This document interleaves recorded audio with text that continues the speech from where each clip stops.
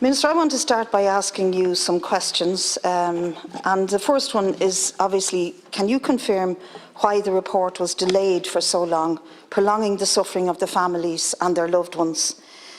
Can you confirm if CHC were the interested party who objected to the report's findings? And can you clarify if this report was altered or amended in any way as a result of those objections? The family have said rightly that the crew were let down badly, and this is true both of CHC and of the IAA. The family of Captain Darragh Fitzpatrick said that when the crew were killed, they were badly let down.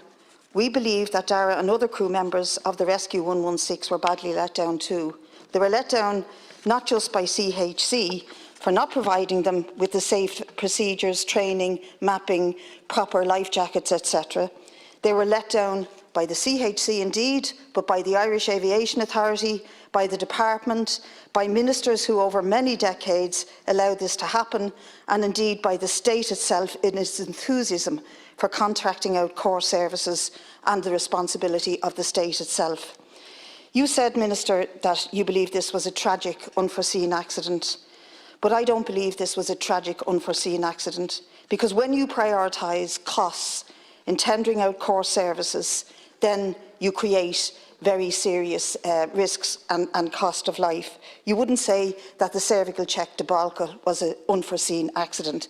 You cannot say this was a tragic accident, because the warding of such core public services for profit companies whose bottom line is their profit, everything else takes priority over that, including safety, training, workers' conditions, and indeed the lives of people who are put at risk. Just on the question of mapping, I would encourage deputies to read back over Katie Hannon's primetime report, because it wasn't just Blacksod Bay that was missing off the map. Achill Island was depicted in a quarter-inch map as having no high ground. In fact, Achill Island has over 2 peaks that are 2,000 feet high, over 2,000 feet high. The most westerly Blasket Island off the coast of Kerry appears on the chart to have the highest point of 276 feet, and at that point, that was when these maps were being used, it is in fact 660 feet. On Rathlin Island, the map shows a lighthouse with an elevation of 243 feet. The island has a highest point of 440 feet. There is no spot height on the map referring to a 1,400-foot mountain near Mallinbeg, and it goes on, and people should read back on that. There's also the question of how the life jackets were faulty and how continuously crew members complained, why maps weren't kept up to date, while they were blurry, and indeed right up into the months before the accident happened, they complained about the faulty life jackets and the warning beacons that were misplaced inside them. The responsibility and the failures here start with the failure of this state in every way, and also the failure to provide wing cover from the Air Corps because there was either underfunding or a lack of personnel. And that responsibility and failure continues with the role of the Irish Aviation Authority. And I'm sure, Minister, you'll say that we've dealt with that by the reorganisation of the IAA and the commercial arm that deals with airlines. But the underlying weakness and light touch regulation of the IAA is not addressed in the new and more powerful body. In fact, the head of that body is a former CEO of Ryanair, an airline with a notorious view on workers' and consumers' rights and general safety and concerns for their staff. If that's not enough to confirm that light touch regulation continues, then I leave me hat. I also want to say that despite what the report said, there's no doubt that who had the responsibility for the maps and safety. A briefing provided by IALPA to all deputies here makes it very clear that the IAA had the responsibility, and that is a state body. If we're to fully honour the crew of 166, and indeed to honour all of the Air Corps and Sea Rescue personnel, then we have to do simply more than accept the recommendations in this report.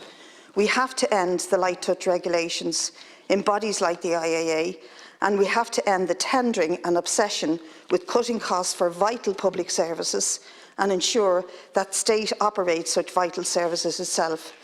And therefore, Minister, I want to call on you to say to us, maybe not here tonight, but before the contract is awarded, that it will not be awarded to CHC.